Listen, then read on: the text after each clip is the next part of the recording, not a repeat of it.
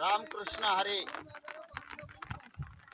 मी किनवट तालुका नांदेड जिल्हा पारडी गावातील माजी उपसरपंच तसंच तंटा मुक्ती अध्यक्ष सर्व राजकीय नेत्यांना आवर्जून विनंती करतो आहे आणि शासकीय प्रशासनाला देखील विनंती करत आहे.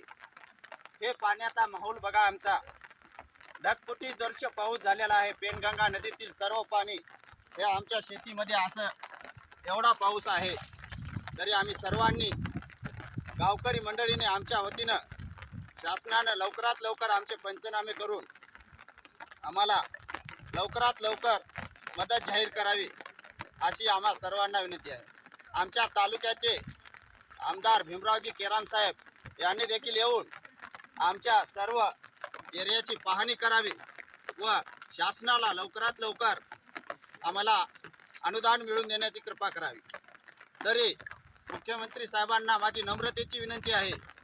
आपल्या लाडक्या नेतृत्वात आपला हे जे पट्टा आहे आमचे येंदा पेंदा कोपरा पारडी छोटी बोदडी मोठी बोदडी तसेच पलीकडला विदर्भाचा काही भाग गाडी बोरी थेरडी, तरी आपणांना सर्व शेतकरी बांधवांच्या वतीनं मी आपणाला कळकळीची विनंती करीत आहे. राजकीय पुढाऱ्यांना देखील तसंच तहसीलदार मॅडमना देखील तसेच तहसीलच्या सर्व कर्मचाऱ्यांना कलेक्टर ऑफिसला देखील निवेदन आमच्या परीनं झालं तसं देऊ, पण तुम्ही येऊन तात्काळ आमचे पंचनामे करावे. तात्काळ पंचनाम्यासाठी शासकीय कर्मचारी सर्वांना विनंती आहे की आपण लवकरात लवकर येऊन पंचनामा करून घ्यावे.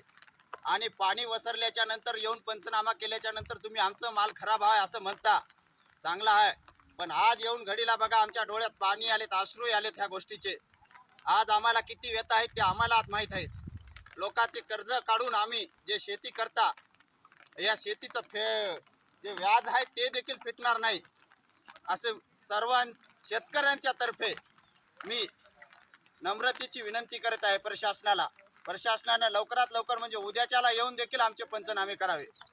आमच्या सर्कलचे तलाठी, कृषी सहाय्यक व तिन्ही गावचे ग्रामसेवक तहसीलदार मॅडमने याची दिलगिरीनं आणि चांगल्या पद्धतीनं माहिती घेऊन आम्हाला न्याय मिळवून देण्याची कृपा करावी असं मी मांडित आहे.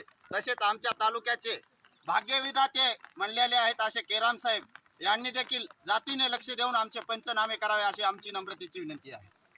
ओके, धन्यवाद. रामकृष्ण हरी माऊली.